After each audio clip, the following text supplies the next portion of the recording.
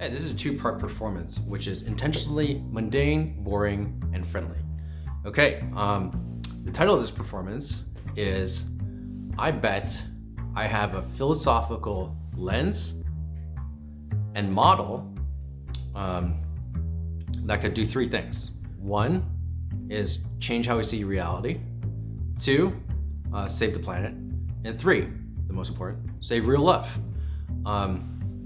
Now, the first part is I'm going to present to you the option of making a bet.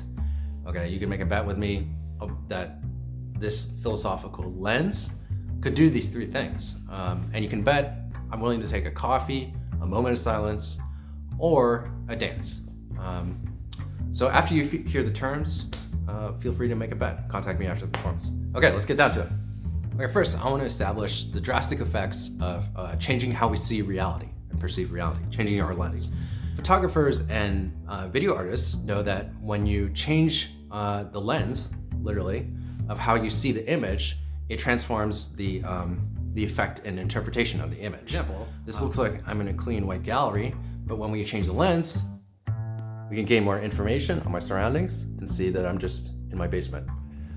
So photographers and media artists constantly use this to either make the mundane more fantastical or make fantastical things mundane, or amongst other things, amongst other trajectories. Okay.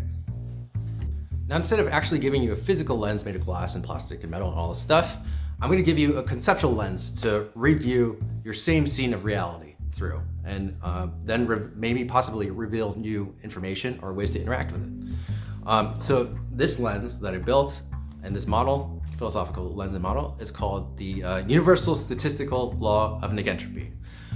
Easiest way to understand what negentropy is to understand what it is not first, which is entropy. Negentropy, first and foremost, is not entropy. And entropy is commonly understood as a tendency for systems over time to disorganize, dissipate energy, and fall apart, basically, disintegrate. Negentropy is not this. Negentropy is the tendency for systems over time to complexify, become more functionally sustainable, reduce their energy and time costs, and also become more inclusive across diverse contexts and encounters and relations. And finally, it's moving from balancing point to balancing point, okay?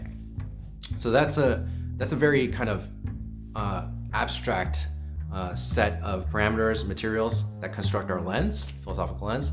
Let me give you a very concrete, closer visualization, and also how it transforms our understanding and perspective of the mundane, just like with a glass lens. So I'm going to do an homage to my old professor, Tom Sherman, who was a video art performer, and he did this performance where he hyperventilated on camera until he passed out because there's not enough oxygen reaching his brain to maintain consciousness.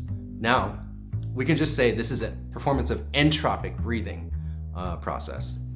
What I'm going to do is a negentropic breathing process, which is exactly what I have been doing. So the negentropic breathing process is maintaining enough oxygen so for me to maintain consciousness and continue communicating with you. So what you're actually looking at is a negentropic breathing process. That's a kind of concrete demonstration of how a conceptual lens could very much transform how we look at what's right in front of us without any kind of drastic, typical physical change. The conceptual lens can look at the same scene and object, just like a photographic lens, and transform what we perceive about it, what we pay attention to.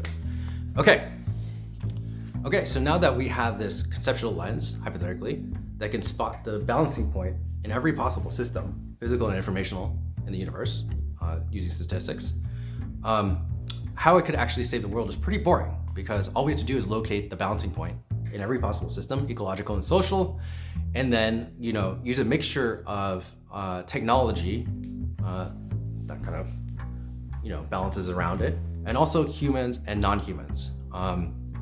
Because there's actually the thing about statistical systems is that you need a diversity of perspectives to be able to stabilize it. And I wrote this into a white paper co-authored for the one of the world's leading carbon markets, carbon credit markets. And basically, you do need humans in the loop and machines and non-humans working together.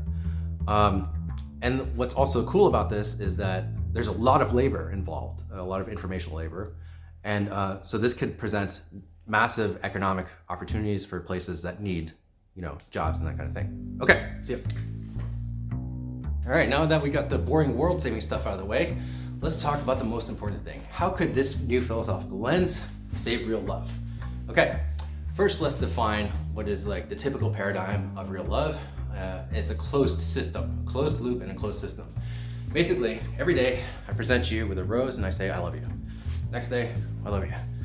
Next day, I love you. And that's how you know that that there is real love, because I keep repeating this behavior that you can predict all the time. Once I stop one day, you know that the real love is not there anymore. It's done. So I propose that real love is opposite through this philosophical lens. It's the opposite of this paradigm of a closed system, closed loop. So let's throw this out. So what I would say to visualize it is like, real love is much more of an open system and dynamic system where we're constantly dancing, right? And each person is both the leader and the follower, okay? But we're kind of improvising how we switch to find new balancing points, okay? So sometimes I spin you, sometimes you spin me, and then we drift. So I drift this way. But what's key here to maintain the openness between shifting, improvising between the contexts, is that we're constantly reevaluating if I should be the leader, I should be the follower, I should spin now, I should get spun, etc. The key to maintaining real love is maintaining an open system, points of reevaluation, okay?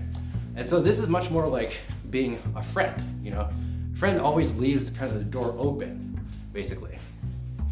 And so this is what, when people say, oh, they're a real friend, is like they're always adaptive to the other friend's circumstance, and kind of trying to support them and find a new balancing state.